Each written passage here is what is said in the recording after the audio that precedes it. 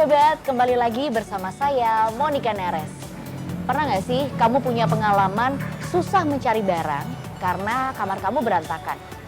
Atau pernah juga nggak sengaja menginjak benda berharga karena kamu meletakkannya sembarangan? Nah, kalau pernah, itu tandanya 5R di tempat kamu belum baik tuh. Kali ini Monica akan membahas tentang 5R. Apa aja 5R? Ada ringkas, rapi, resik, rawat, dan rajin. Tapi kamu udah paham belum apa sih itu 5R? Nah, biar lebih jelas, di samping Monica Neres sudah hadir Bapak Yusuf Parna, Instruktur Yayasan Dharma Bakti Astra. Halo Pak Yusuf, apa kabar? Baik sekali. Baik, oke. Pak Yusuf, nih sahabat hebat itu kan masih ada yang belum paham tentang 5R. Mungkin Pak Yusuf bisa menjelaskan secara singkat. 5R itu apa aja sih Pak?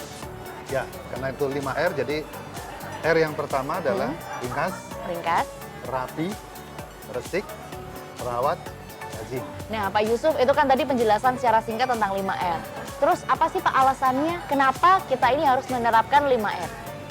Ya, alasannya kenapa kita harus menjalankan 5R ya. Ya, lalu misalnya kalau kita tidak menjalankan 5R, ya, artinya tempatnya akan berantakan, tidak teratur, tidak bersih. Ya. Nah, akibat dari kondisi semacam itu, mungkin orang akan kesandung-sandung, bisa jatuh, jadi safety-nya kan kurang baik. Lalu juga customer kalau melihat kondisi workshop kita yang nggak rapi, nggak bersih, apakah mereka suka dengan workshop kita? Kalau mereka nggak suka, ya mereka akan tidak mau datang. Iya. Ya, jadi sebaliknya, kalau tempat kita layoutnya rapi, prosesnya cepat, kualitasnya bagus, biayanya kompetitif, ya, delivery-nya on time, pasti itu yang diharapkan oleh customer.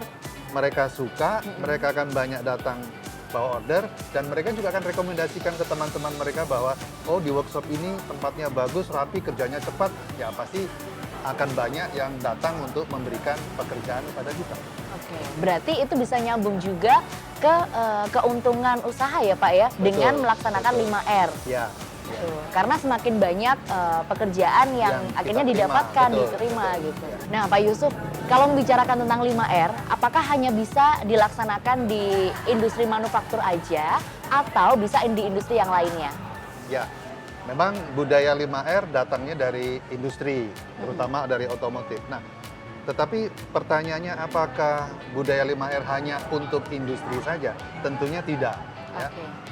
Contohnya, kalau industri perhotelan misalnya, lebih suka yang hotelnya rapi dan bersih atau yang berantakan? Yang rapi jelas. Kalau pergi ke restoran, apakah suka yang berantakan dan kotor atau yang bersih dan rapi? Yang bersih. Ya, jadi itu menunjukkan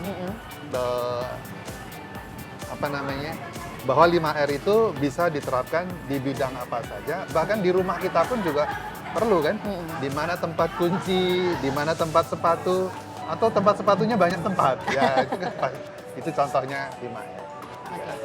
Pak Yusuf, sekarang kalau misalnya Pak Yusuf menjelaskan tentang meringkas, R yang pertama nih, secara singkat mungkin sahabat hebat juga pengen tahu. Ringkas yang pertama. Ya, ringkas yang pertama adalah memilah, ya, memilah antara barang yang digunakan dengan barang yang tidak digunakan. Nah, barang yang tidak digunakan itu kita tempelin dengan label merah. Ya. Kalau barang yang ditempelin label merah, dia harus dipindahkan ke area merah. Ya. Sehingga nanti di area kerja itu tinggal barang yang diperlukan atau yang digunakan saja.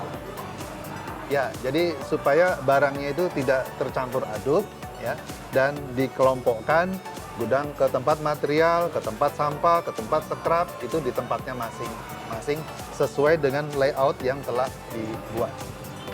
Nah, kalau tadi membahas ringkas, sekarang menuju R yang kedua. Baik. Yang R kedua adalah rapi. Rapi. Nah, kalau barang yang tidak terpakai sudah kita singkirkan, berarti sisanya adalah barang yang terpakai. Nah, barang yang terpakai itu tentu harus disusun rapi supaya dia rapi. Arti dari rapi, dikelompokkan, disusun, dikasih label sehingga mudah menemukan barang kalau diperlukan. Nah, itu kan sudah mudah nih Pak, ada rapi. Yang ketiga ada yang namanya resik. Betul. Nah, R yang ketiga. Nah, kalau resik sendiri maksudnya seperti apa nih Pak?